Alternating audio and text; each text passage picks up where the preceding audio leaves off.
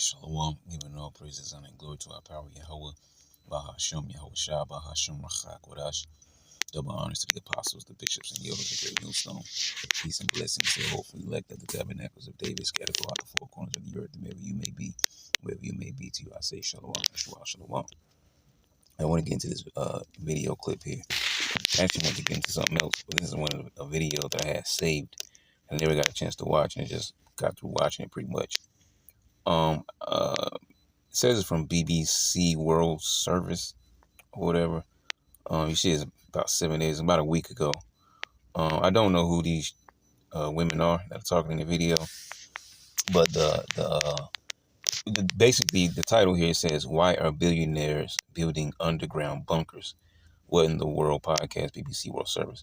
So, initially, because like I said, I didn't get a chance to watch until maybe a few minutes ago. So I thought it might have been, like some of these, not exactly like the bankers or whoever, but, some of these familiar names, these so-called big names that we used to hearing, I thought they were probably talking about it, but it turned out it was these women here who actually talk about it themselves. Okay, but yeah, you see the title, "Why are billionaires building underground bunkers?"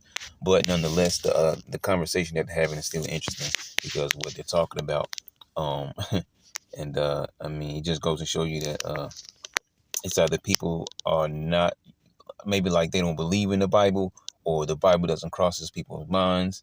Of course, majority of people are not understanding the prophecies and stuff like that. So that makes their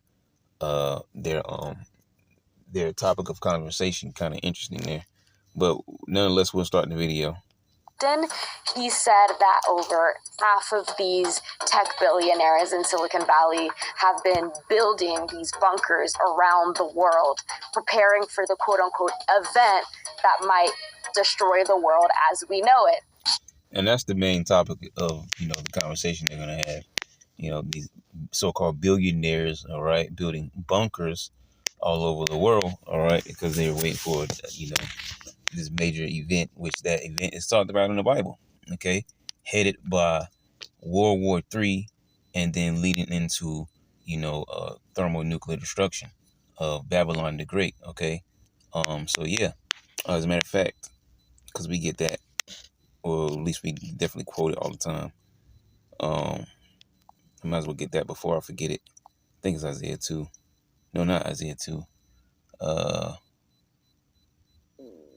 Actually, it might be 2, yeah.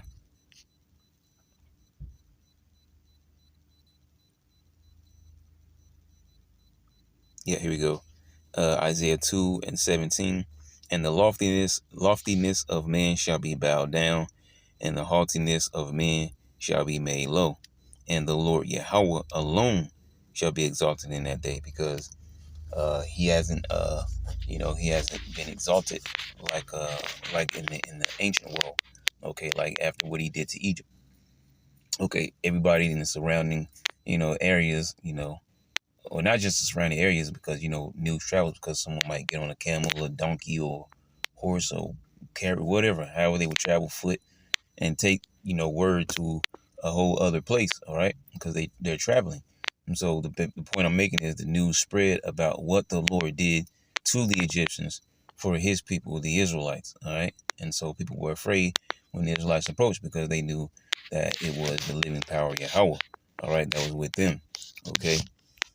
And so it's been a long time since the earth has actually, known about the Lord, okay? And so that's what he's doing as he, he brings these all these disasters, this plagues, this chaos, send Yahweh Shai, the angels, destroy Babylon the Great. All these things are going to exalt and magnify his name all over again. But this time, it's going to be permanently, okay? Nobody's going to forget, starting with us Israelites, but then also the other nations. Everybody's going to know. All right, but it says, "The haughtiness of men shall be made low, and the Lord Yahweh alone shall be exalted in that day. And the idols he shall utterly abolish." Okay, because people have, it's 2025. People still worship Jesus.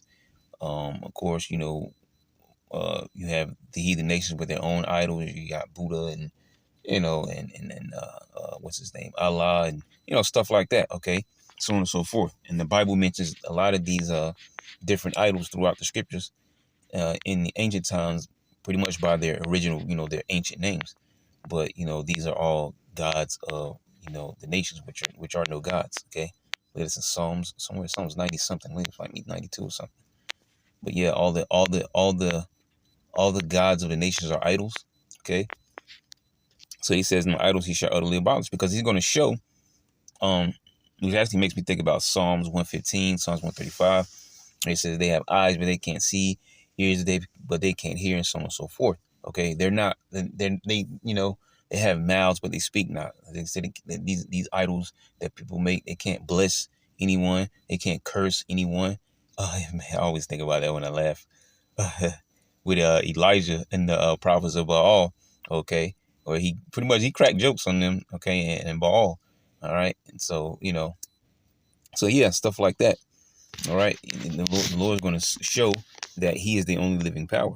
Okay, um, it says, "And they shall go." And here's the key thing that are going to start off with their topic. Well, as you just heard her say, "And they shall go into the holes of the rocks and into the caves of the earth, for fear of the Lord Yahweh, and for the glory of His majesty, when He arises to shake terribly the earth." Okay, and that's what's going to happen when He causes these nations to shoot their missiles on Babylon the Great to destroy it. He talks about that in Isaiah.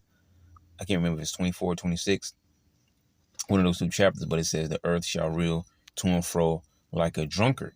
Okay, and so these so-called elites think that they're going to go hide into bunkers.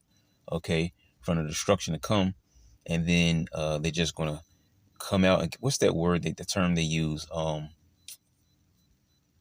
me see. What's that term that they use?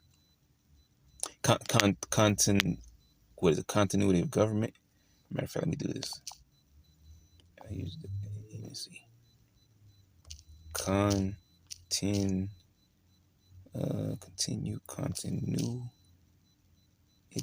I guess how you spell it. Yeah, I think so. Continuity of There you go. Government. See if it come up. Continuity of government. COG is the preservation and continued functioning of a constitutional government and its essential operations during a catastrophic emergency or other events that disrupt normal operations. And I think nuclear missiles would be an ultimate disruption of all operations. Okay. The purpose is to ensure the survival of the government's constitutional form. And I thought about it too, because as I watched the video, she actually mentions the movie 2012, which I just watched probably a couple nights ago. I watched that movie again, 2012. Okay, where basically it's somewhat a mockery of, you really can say it's a mockery of the flood, okay, of the earth, because that's exactly what was happening there. I forget exactly what the cause was, but I know where it started to flood. The earth crust was I don't know, disintegrating or something like that. Was it's all jacked up, so there was all kinds of earthquakes happening. The earth was opening up, and then you had the tsunami waves flooding everywhere, and so basically they had this I guess this dam that was made into some kind of I don't know what to call it, some kind of ship or whatever. I guess you can just say that for lack of better words. Okay. And so it's basically like Noah's Ark type deal, all right, where everybody, could survive the flood, okay, that was happening because the earth was all jacked up. Okay. And then at the end they found land uh somewhere in daggone southern Africa. They said it probably never flooded or whatever, just like with Noah's Ark, and then they landed on, was Ararat. Okay, so yeah, so basically the point, that movie is just interesting how she had mentioned that movie because I thought about it because I watched that movie just a couple nights ago. Okay, but this is what the elites are planning, right? To hide in their bunkers from the second great death. Okay, and first and foremost from the nuclear missiles itself. Okay, but then they think they're going to come back out of the bunkers. Okay, and just continue, and they show you this like sometimes in movies and stuff, TV shows like that one Paradise TV show. Okay, They done carved out a whole mountain, a city underground with artificial light and, you know, ponds and everything. The ducks were fake in the pond and all this kind of stuff. All right, it's from a nuclear fallout. All right, and so they were hiding in the bunker. Um, it says the performance of critical functions under all circumstances, including natural disasters, man-made threats, technological emergencies, or enemy attacks. But the thing is, that Lord says He does all these things. All right, I form the light and create what He says. How you word it? I make peace and create evil. I the Lord do all these things. Okay. Oh, Amos. All right. Shall the trumpet be blown in the city, and the people not be afraid? Shall they be evil in the city, and the Lord had not done it? See. And I'm not going to get into all of this here. I just wanted to read the basic definition of what their what is it, activation. They're designed to be activated during a wide range of emergencies. For example, the U.S. federal government's continuity of operations co-op plan was activated following the September 11 attacks, with key officials rotating through secure alternate locations. The goal is to maintain a stable, functioning government and provide essential services to the public, even in the face of significant disruption. Okay. So yeah, so we got that. So let's finish the scripture though. Hope it didn't take us away. Okay, yeah.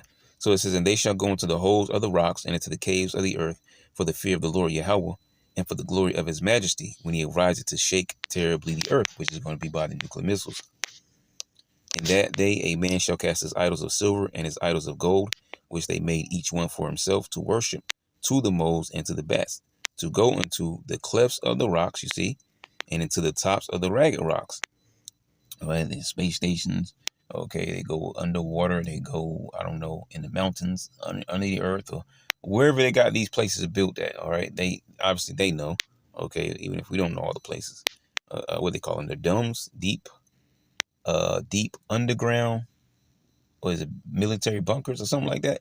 I forget the whole wording for it, but they call them D.U.M.B.S for short, which is dumb because they think they're going to run into these bunkers and hide from the face of the Lord, and then come out and just continue, okay, what they've been doing before the destruction. There's scripture say that in their inward thoughts is that their houses shall continue forever. That's what they really truly think. Okay, and they think they're going to achieve that by making AI, this super genius, intelligent thing, okay, that's going to work for them and allow them to control the earth and the people. It says, for fear of the Lord Yahweh and for the glory of His majesty when He arises to shake terribly the earth. Cease ye from man whose breath is in his nostrils, for wherein is he to be accounted? All right, so let's play some more of this.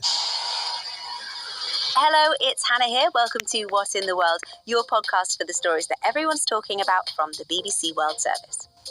Do tech billionaires know something we don't? Is this what they might be planning for? While most of us are trying to save for a house or a holiday, they are digging deep. I've read reports of billionaires building underground shelters, mansions, self-sustaining bunkers, things that sound like they are out of a zombie apocalypse movie. So what exactly are they building and what are they so afraid of? Nuclear destruction, because they know it's coming. We're going to get into this right now with our reporter, Natalia Jimenez, who joins us from New York. Hey, Natalia. Hi, thank you for having me. If you could afford one for yourself, what would you put in it? I love this question because I've actually been thinking. Now, real quick, see, now they're going to talk about it, but, I mean, obviously they don't know because they're talking about it like it's just some, if I had a bunker, like it's some fantasy land thing, I'm going to do this and I'll do that.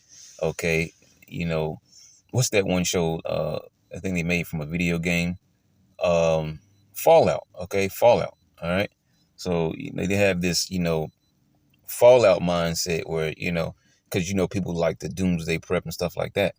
Okay, they think they're gonna build up this and fortify that, and plan for this and plan for that, and so they're just thinking, out of their own mind, from just kind of, from really just from La La Land. All right, not really understanding what truly is to come. about it for a while. Fun fact. Have you? You're a prepper. Yes. When you watch TV in the U.S., when you turn on a kind of U.S. TV channel, what happens is that there's usually some ads about freeze-dried food. I'm not kidding. They pop up quite regularly, and it's all about kind of the prepper mentality. What are you going to do when the apocalypse happens? So I have this bunker list, Pinterest board, with the things that I would include in it. I think that in your bunker, if you have an unlimited budget, you're going to want a movie theater, a roller skating rink, a game room, anything. And see, these are all, just, imaginary thoughts, okay? And even the scriptures say, what's that in, let me see if I can find it.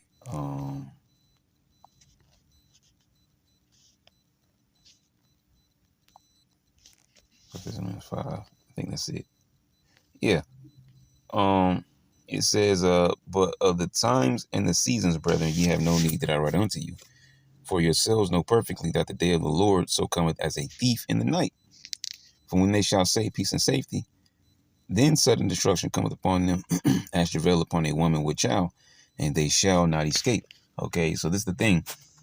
All right, with everything that's currently happening, and I mean, really in the whole entire earth, but just looking at Babylon alone, okay, just looking at Babylon alone, there's a lot of different things that are happening here in Babylon, okay, and we're in the beginning stages of Jacob's trouble, pretty much. You might as well say that.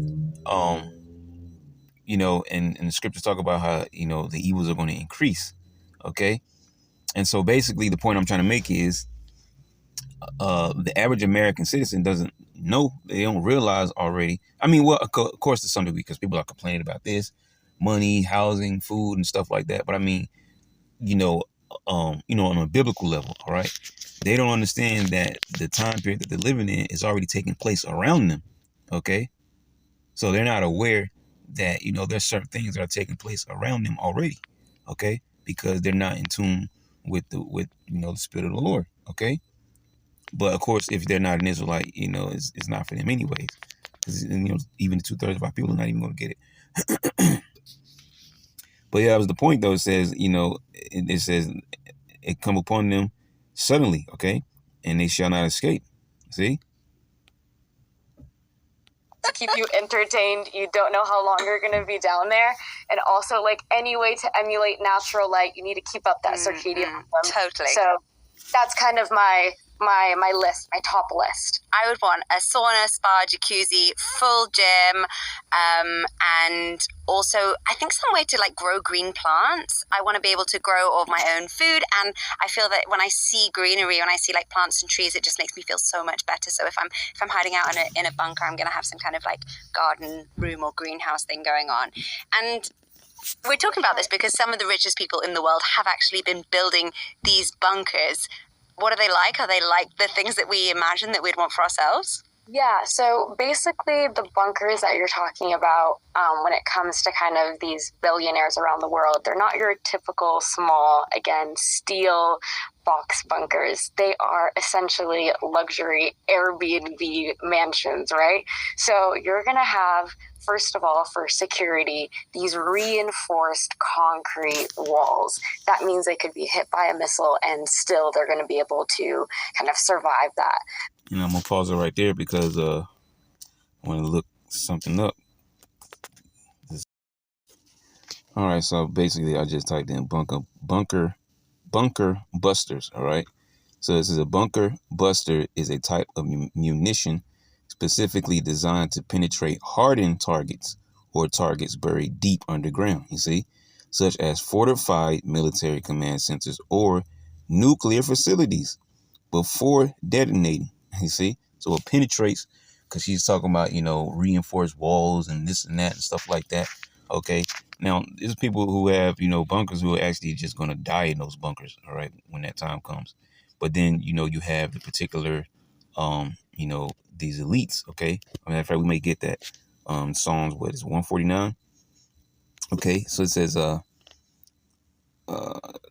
yep, before detonating, it says, oh yeah, but I was saying, where the missiles go and penetrate all these reinforced walls or whatever, and then they detonate once inside. So it's basically going to turn into, an oven, all right, or whatever. It says they are also known as earth penetrators or hard target munitions.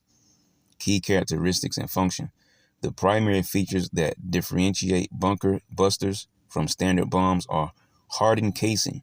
The bomb casing is made of high strength, specialized steel or other alloys designed to withstand the immense forces of impacting and drilling through rock, earth, or reinforced concrete without breaking apart or detonating prematurely.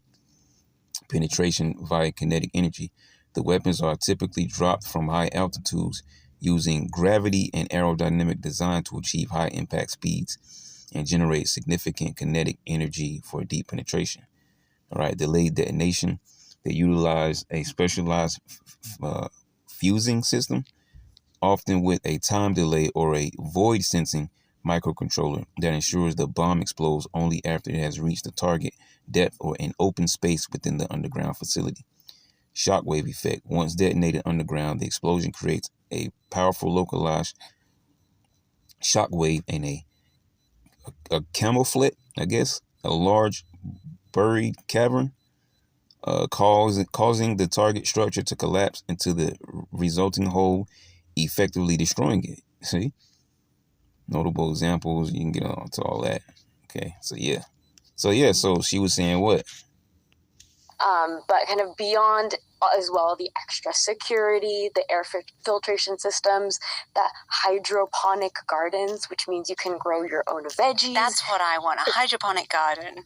Exactly. It's essentially like a closed loop system. So they could live down there essentially for an unlimited amount of time. But all of that is kind of padded with luxury, which means that you're going to have things like swimming pools, at-home gyms, game rooms, anything to make it feel. Now, mind you, I'm not saying that these what the elites have down there. We don't know what, all right, the elites have here.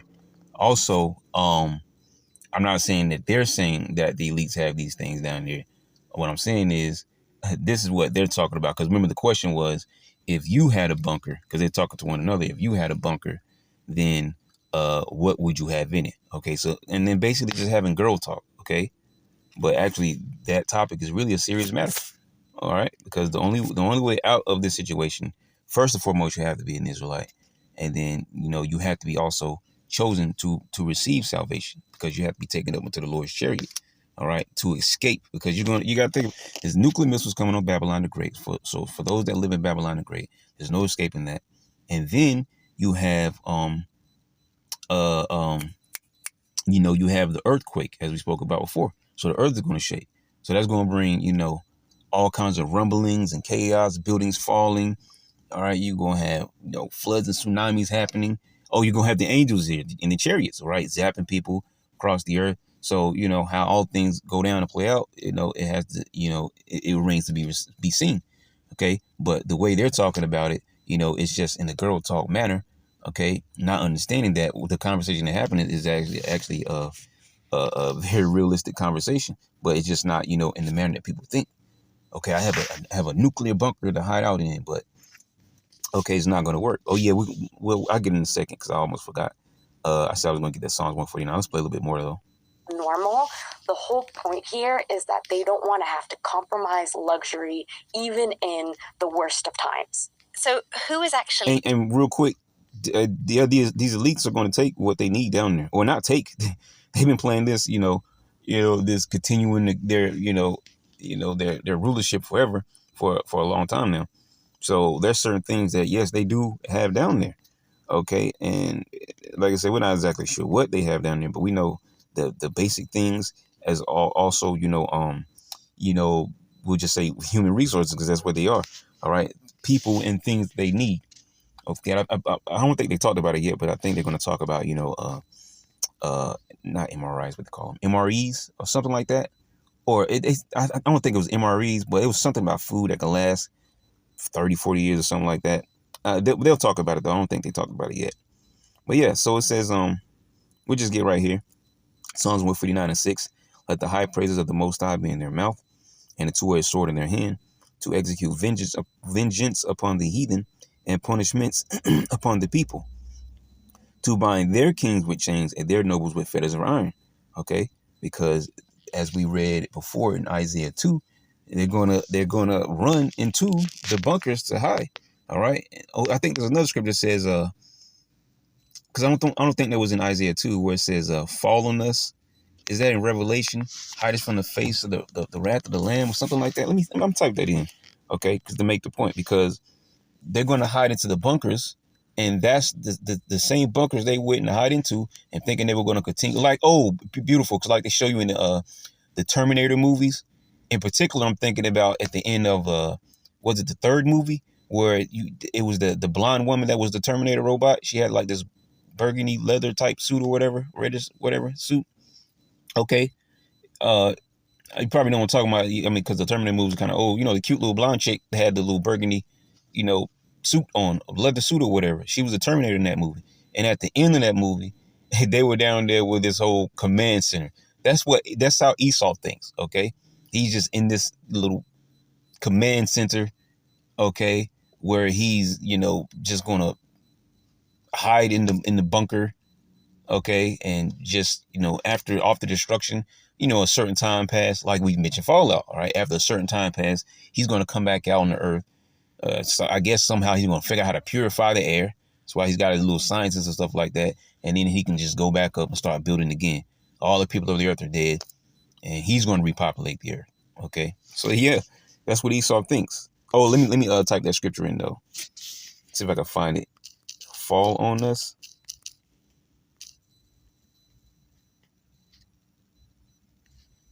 See if it's in the New Testament.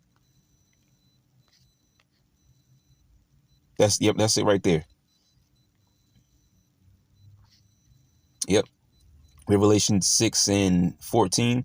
And the heaven departed as a scroll when it is rolled together, and every mountain and island were moved out of their places. Okay. And the kings of the earth, and that's exactly what they showed you in the 2012 movie. Okay. They were saying that where were they? I think they were in Asia, or they went somewhere and ended up somewhere, and they said that the place that they were at that moment was now where the North Pole is. All right, so that so you get the point. Kind of can't really explain it like I want to. Okay, basically the continents shifted in the earth. Okay, the South Pole is now the North Pole, and this you know tectonic plate that was over here is now here in the North Pole, and previously this was here. Now so that's what they try to show you in the 2012 movie. It says, "And the kings of the earth and the great men and the rich men, you see, they did the same thing in the movie, because that one dude, I think he was a Russian, he paid his way for the green passes or whatever. Okay, so the kings of the earth, all right, the leaders and the rich men and the chief captains and the mighty men, because these are the men of war, right? And every bondman and every free man hid themselves in the dens. In the dens and in the rocks of the mountains. You see, hiding in their bunkers, and said to the mountains and rocks, fall on us and hide us from the face of him that sitteth on the throne and from the wrath of the Lamb. See, for the wrath, for the great day of his wrath is come, and who shall be able to stand? No one. Okay. The only reason the remnant are gonna be able to withstand is because they were chosen to be delivered. Other than that, okay, if there was no remnant written to the scriptures, no one would be able to stand this destruction that the Lord is going to bring upon the earth. Okay, the remnant are the only ones who are going to make it out of this, and that's by going up into Yahweh's chariot. Okay, but that's the point right there in verse 16. And said to the mountains and rocks, fall on us and hide us from the face of him that sitteth on the throne, because they know Yahweh is coming. But in there, we get that one. I think this is Psalms. Okay. Is it 1 or 2? I don't know why I'm typing there. I should have just went over there. People, let me just go over there. Imagine a vain thing.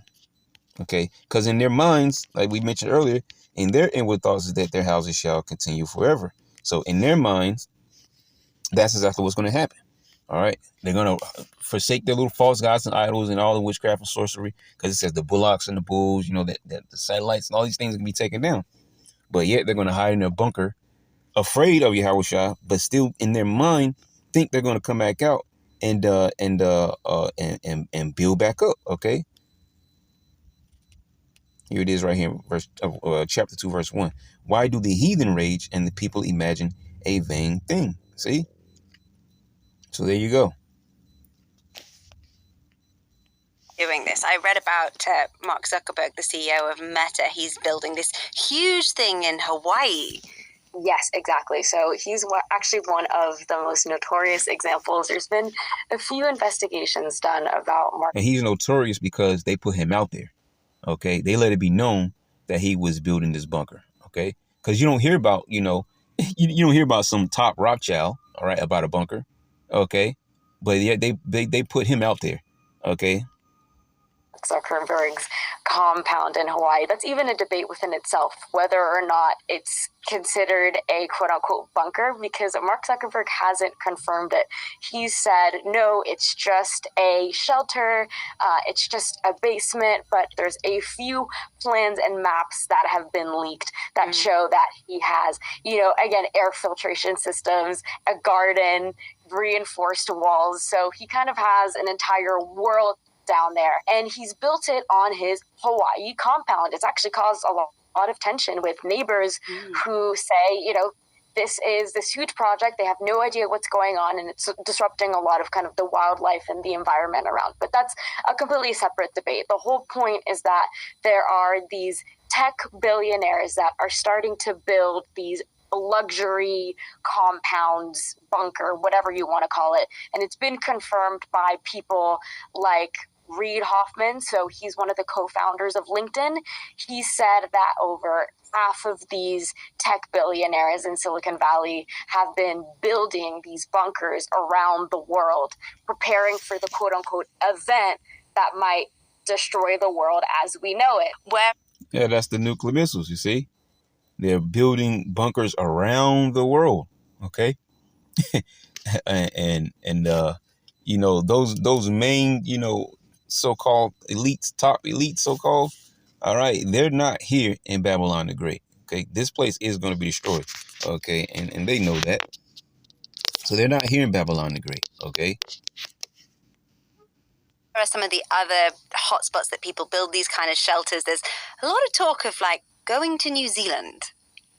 Yeah, that talk actually started during the pandemic. So New Zealand was, it's being called the lifeboat for tech billionaires. They essentially used it as the place to escape from what was happening at the time. So, there was good Wi-Fi, it was away from people, they loved that isolation. And the whole appeal is not only the isolation, but the fact that it is, quote unquote, politically relaxed. So there's no political risks around. And also, it speaks to the fact that perhaps the biggest risk that they're trying to mitigate and avoid is not just only the environment, right? So if it's a climate disaster or a nuclear war, it's actually people. So the farther away they are from people, the safer they are. Okay, $1 billion question here now.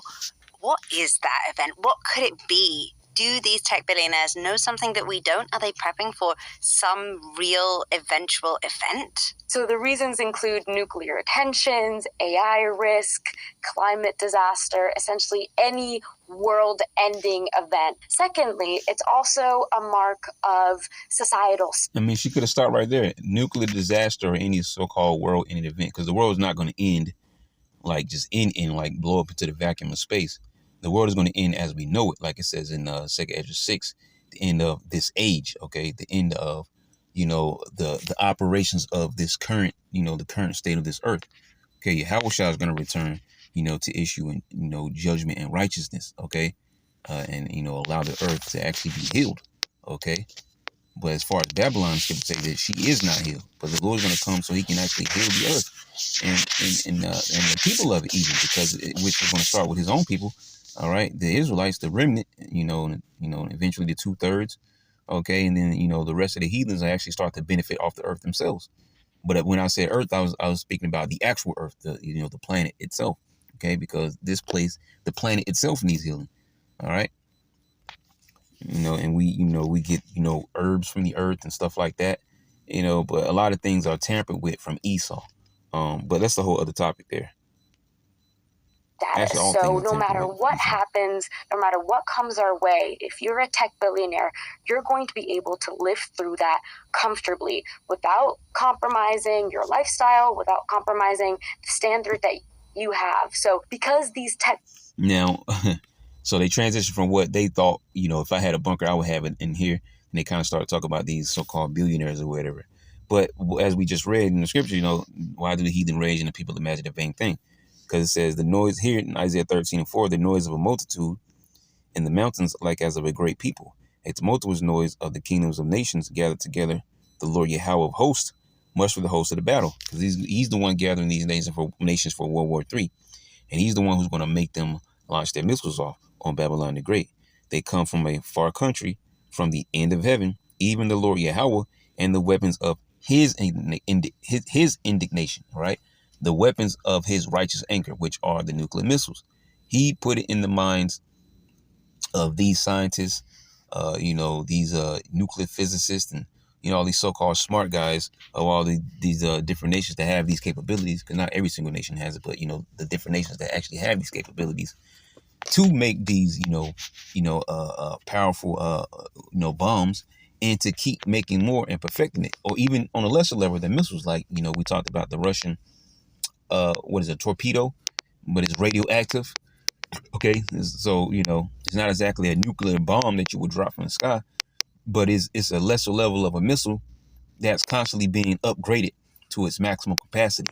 Okay, for destruction of Babylon the Great. And that's why all these countries that are at odds with Babylon keep talking about how their missile can reach American shores. Why is that so important? Okay, and that's part of prophecy, because they're going to be one of those countries that shoot their missiles to Babylon. So in order for that to happen, the Lord had to put it in the minds of those individual people of that country to build their missiles in order to reach the shores of Babylon, all right, to fulfill prophecy, including its own allies, like it says in Revelation 17. Okay, he put it in their minds to fulfill his will. Okay, I forget exactly how it's worded, but eventually they're going to turn, okay, on Babylon and launch. Okay, that NATO, they're going to launch too. You see? It says, and the weapons of his indignation to destroy the whole land, being Babylon the Great. Okay, America. How ye, for the day of the Lord Yahweh is at hand, it shall come as a destruction from the Almighty. Therefore shall all hands be faint, and every man's heart shall melt. Okay, because when a nuclear missile is coming and there's nowhere to go, okay, of course people are just gonna, that's why they show you these doomsday type movies. A huge tsunami wave is coming, okay, and the person just staying there and hug their loved one, okay, huddle, the family just huddle together because there's nowhere to go. All right, it's imminent death, okay, whether it be flood, fire, or whatever, which biblically speaking, we talk about, if you're talking about the second great death, it's by fire. But I'll just make example, okay. Just play some more. Billionaires are essentially building the future. The fact that they're so afraid of it, quote unquote, is telling within itself. But it's not just tech billionaires who are doing this. There's this whole American subculture of preppers, of doomsday preppers. There's even a reality TV series about it. People who are, they might have a bag, right, a grab bag ready to go at any opportunity, or they're building these shelters, bunkers, safe rooms, whatever it is. Why do you think that is so popular? And also, it's so American, isn't it? Oh, yeah. I mean, just to give you an example, Costco is one of the kind of grocery stores here that you come across quite frequently. The big one. Everything's massive in Costco. Exactly. And when you walk into Costco, you're most likely going to find a few prepper items, including the bucket that has gone viral on TikTok that includes food that will last for about 20 to 30 years. No and way. So people are buying that up. It's such a thing here. And I think it took me a while to understand, but you need to go back in order to fully grasp where this kind of psyche comes from. So in the 1950s, there was the Cold War. There was this risk or this fear of kind of nuclear tension between the Soviet Union and the US. So what JFK, the president at the time, said was, we cannot afford to build bunkers for everyone. It's not economically viable. Other countries have done so, like Switzerland, but the US deemed that because their population is much bigger, it wasn't an investment that would give them return. So instead, they said individual families, people needed to prep themselves. create or build their own bunkers or have a plan in place in case something happened. So from there, they saw an explosion in demand of at-home bunkers. And then now, after the pandemic, it resurged and there was this huge demand in bunker construction. I mean, the prices can range from, hundreds of thousands to millions, depending on what you want and where you are and what the risk is. But essentially, right now, people are back in the mood for these bunkers to survive the quote-unquote event. And of course, you've got Hollywood as well, churning out these zombie apocalypse films. There's all this, the Batman and the Batcave feeds right into the idea of having a bunker. Absolutely. I mean, I don't know if you guys remember the movie 2012. I was a kid at that point, and I was fully ready to experience the end of the world. I mean, that movie was just trending, going viral at the time, and it just really fed into kind of this apocalyptic mindset. Natalia, I'm going to pause you for a second because we are going to hear from a prepper now. I first started prepping when we had first moved to Florida. Being in a new place, we were expecting our first hurricane after only being there for a couple weeks, and though at the time I didn't really realize that I was prepping, looking back, I now know that I started my prepping journey then. For people who say that prepping is extreme or paranoia, I kindly remind them that prepping is a spectrum and you're probably already prepared for some scenario in some way. If you keep an extra $20 cash in your wallet, you're prepping. Preppers aren't just prepared for a zombie apocalypse. There's a whole plethora of situations that are far more realistic that you should have a plan for in case it does happen to you. If someone's just starting out, my 3 biggest tips are: 1, start small, don't get overwhelmed, and remember every step that you take is a step closer to being more prepared, and you're more prepared than you were yesterday. Second is to focus on skills over stuff. Skills will outlast your stuff every time. You need to know how to sew, how to mend things, how to preserve food, how to garden, how to save your seeds from your harvest. And lastly, And see, this is the mind of the people that think, the world is just gonna, get better, or if they got a bunker, it's gonna continue or whatever. But no, there's a new age coming, right? Which is the age of the kingdom of heaven under Yahushua. Okay.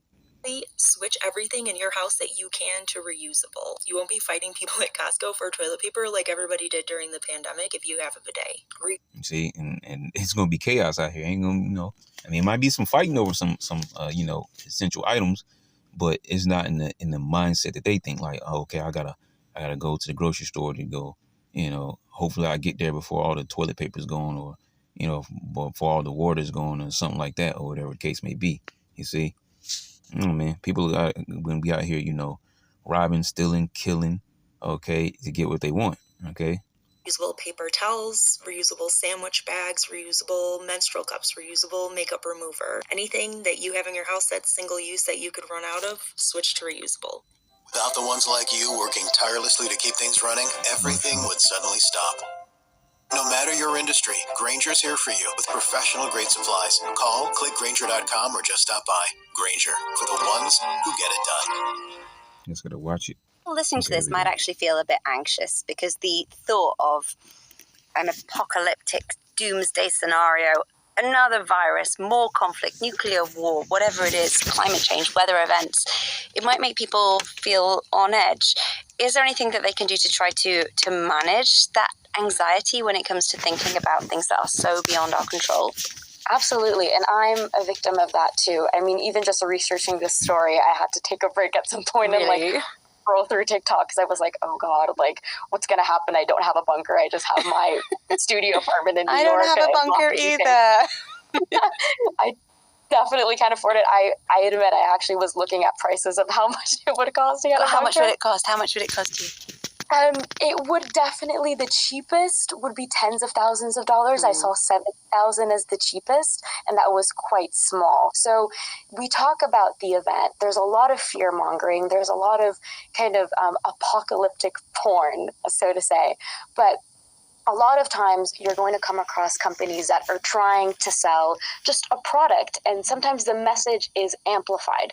We need to anchor ourselves back in reality and realize that the event is not near, it's not approaching. We do have mitigating factors that we can take on ourselves. You don't need a luxury bunker in order to have resilience. And this is all really about us just wanting to survive. I mean, you could look at it as chaos and fear, or you could turn it around and say, this is how much humanity is hardwired to survive, and we have survived so much with or without luxury bunkers. So hopefully it's something that we as a species will continue to do for many years. Exactly. Natalia, thanks so much. Thank you for having me. Well, that's it for us. But if you enjoyed this episode, you can find us right here on the BBC World. Yeah, so that was pretty much it there. I think I probably hit every scripture that I wanted. I don't know if I was maybe thinking of another scripture. It was just a good little topic to go into, okay? Because what little did they know, the conversation that they wanted to talk about was, a real scenario. It's not something that people are gonna come back or bounce back from. All right, this is the end of this age type scenario where there is going to be a nuclear destruction. Okay, the great earthquake. All right, destruction of Babylon the Great. These elites are going to go and hide into their bunkers, and they're going to get taken and drugged out of those bunkers. Okay. Scriptures say, I will send many fishers, and then afterwards many hunters. Just kind of roughly paraphrase what it says there. Okay, and those hunters are going to go and hunt them out of those bunkers that they went to hide into. Okay, and bring them out of those bunkers. Okay, and bring them in chains before Yahushua. And their first order of business is going to be, they're going to have to, slave by burying the dead bodies from World War III. Okay, so that's pretty much it. We don't have to, force it. Lord willing, you will edify. The next thing I'm going to say, Shalom.